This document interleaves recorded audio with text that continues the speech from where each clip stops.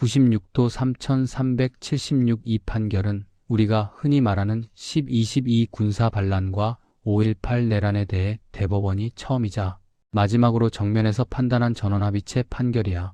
정말 처벌할 수 있는가? 이미 지난 일 아닌가? 내란 반란이란 정확히 무엇인가를 한꺼번에 정리해준 사건이라고 보면 돼. 먼저 사건의 흐름부터 차분히 짚어볼게. 1979년 12월 12일 당시 보안사령관이던 피고인 어와 그를 중심으로 한군 장성들이 정식 지휘 계통을 따르지 않고 병력을 움직여 육군참모총장을 강제로 연행하고 육군본부국 방부수경사 등을 무력으로 장악해버려. 이게 바로 10.22 군사반란이야.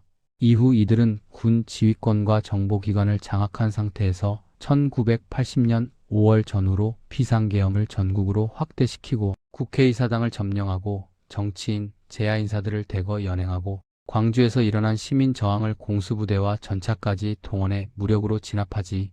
이 일련의 과정이 5.18 내란으로 문제된 부분이야. 시간이 흘러 이들이 집권한 제5공화국이 끝나고 1990년대 들어 국회가 헌정질서파괴범죄 특례법과 5.18 특별법을 제정하면서 10.22와 5.18 책임을 형사적으로 묻겠다는 정치적법적 결정이 내려져 그 결과 전직 대통령 2명과 여러 장성들이 반란 수괴, 내란 수괴, 내란 목적 살인, 상관살해, 초병살해, 뇌물죄 등으로 한꺼번에 기소되고 이 판결에서 대법원이 최종 판단을 하게 된 거야. 이제 이 사건의 굵직한 법적 쟁점을 이야기해보자. 피고인 측 변호인들은 먼저 이렇게 주장했어. 우리가 한 행동은 결과적으로 새로운 헌정 질서를 만들었고 국민투표로 헌법도 개정됐으며 대통령과 국회도 새로 구성됐다. 그러니 과거 군사반란내란은 이미 새 법질서를 만든 정치행위가 됐고 지금 와서 형사처벌할 수 있는 대상이 아니다. 또 5.18 특별법은 이미 공소시효가 지난 범죄까지 거꾸로 끌어올려 처벌하려는 위헌적인 소급입법이고 시효도 끝났다고도 했지. 다수 의견에서 대법원은 이 주장을 아주 단호하게 부정해.